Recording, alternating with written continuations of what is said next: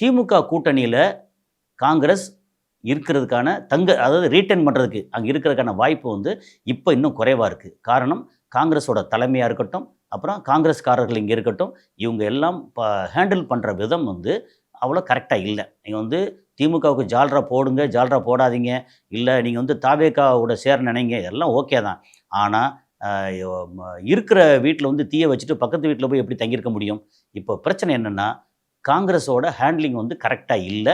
அவங்க வந்து பிரச்சனை பண்ணிவிட்டு வெளியே போகிறாங்க அப்படின்னா போகட்டும். அப்போ காங்கிரஸுக்கான பலம் என்ன, பலவீனம் என்ன அப்படின்னு அவங்க வந்து தன்னைத்தானே சுய பரிசோதனை செய்யணும். இன்றைக்கி ஓரளவாவது ஒரு 10 எம்பி இருக்காங்கன்னா அது திமுகவோட தயவில் தான் தமிழ்நாட்டிலிருந்து அவங்களுக்கு 10 எம்பி கிடச்சிருக்காங்க. அது இல்லாமல் வெளியில் இப்போ கேட்டு பாருங்கள், எத்தனை இடங்கள் அவங்க வந்து மண்ணை கவியிருக்காங்க. சரி, இந்த நேரத்தில் வந்து அவங்களுக்கான ஸ்ட்ரென்த் என்ன? அதாவது இப்போ பொதுவாக எம்பிஏல வந்து என்ன சொல்லுவாங்கன்னா ஸ்வாட் அனாலிசிஸ்மாங்க. SWOT, strength, weakness, opportunity and thread. இப்போது ஸ்ட்ரென்த்து அப்படின்னா காங்கிரஸோட ஸ்ட்ரென்த் என்ன சொல்கிறதுக்கு என்ன இருக்குது?